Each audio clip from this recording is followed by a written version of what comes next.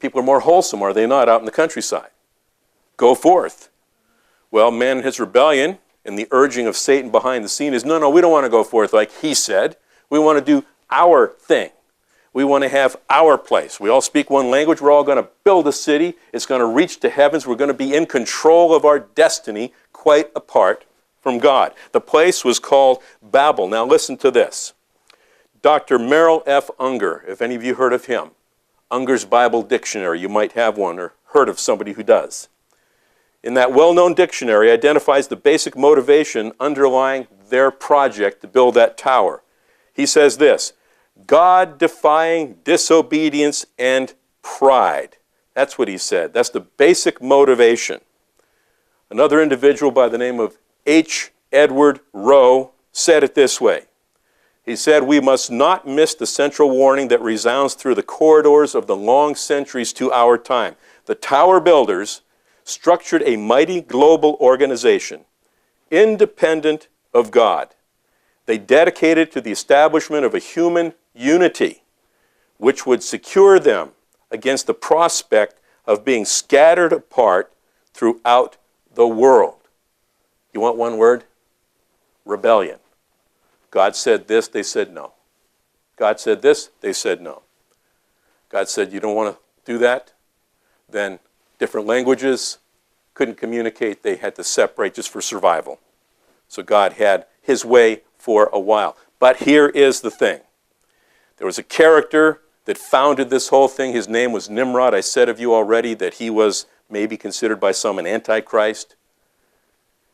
This kingdom that he founded was this very kingdom that built this tower known as Babel. This system that was started then, Satan's plan, which was implemented then after the flood. Satan's plan, which was to stop God's plan, began then and still exists today. It has existed all the way through the timeline.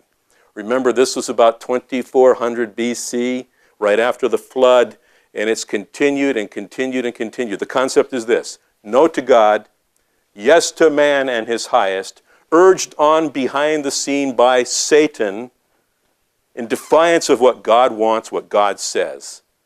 Man deifying himself with the urging of Satan.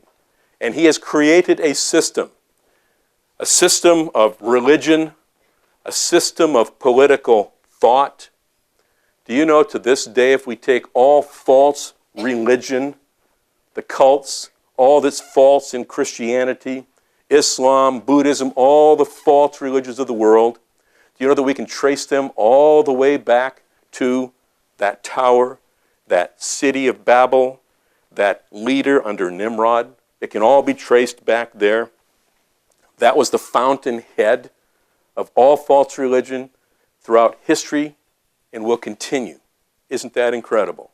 It all started there. Now, it also is a political system that started there. And you say, is that political system still alive today? And does it have an effect upon us today? Remember now, that's Satan's system, not God's system. The Humanist Manifesto number 2, written in 1973. There's also a 1 and a 3 to this thing. I'm just quoting from the Humanist Manifesto number 2. It says, we deplore the division of humankind on nationalistic grounds. We have reached a turning point in human history where the best option is to transcend the limits of national sovereignty as to move toward the rebuilding of a world community. We look to the development of a system of world law and a world order based upon transnational federal government. What that means is we are the world.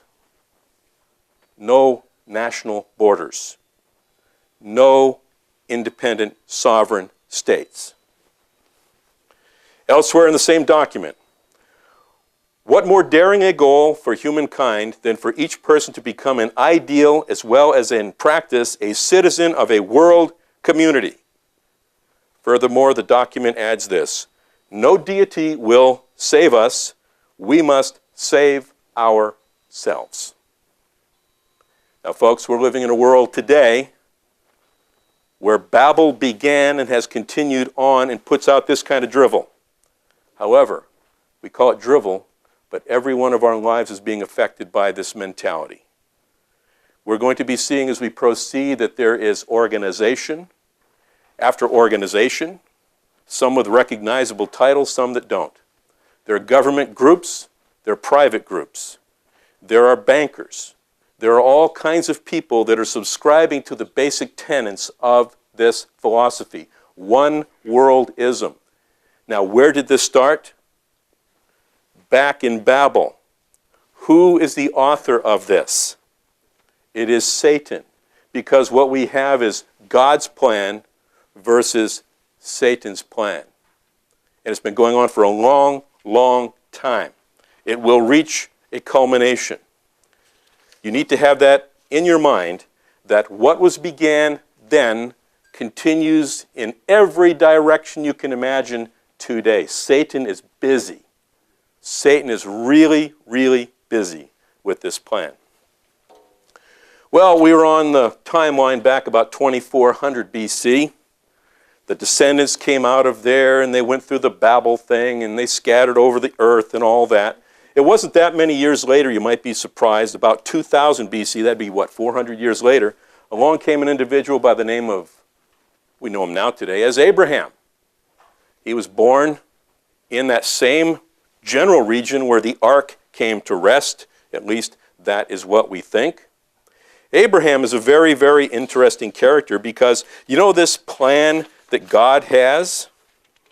This plan that God has involved him very specifically.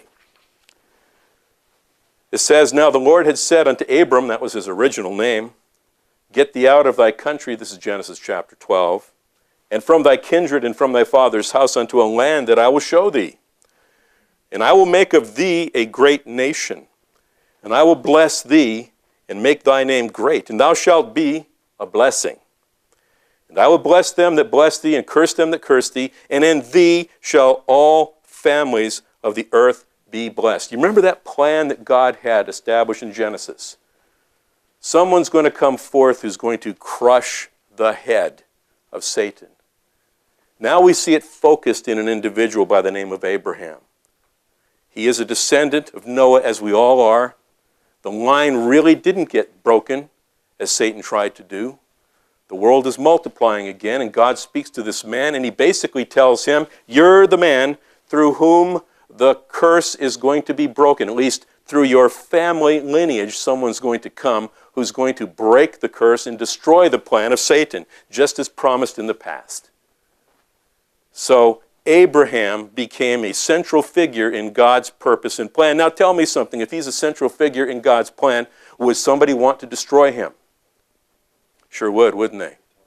So he had a family, right? He had a family, he had a son by the name of Isaac, and Isaac had 12 boys of questionable character in many areas. But out of those 12 boys came the 12 tribes of Israel. Now, if the plan is going to go through Abraham, and then we see his family now consisting of these 12 sons and then their wives and their kids and all that, ultimately, you know, they're going to make a nation. It's going to be known as the Hebrew nation, or the Jewish nation, if you will. Out of that is going to come the one who's going to crush the head of Satan. So tell me something.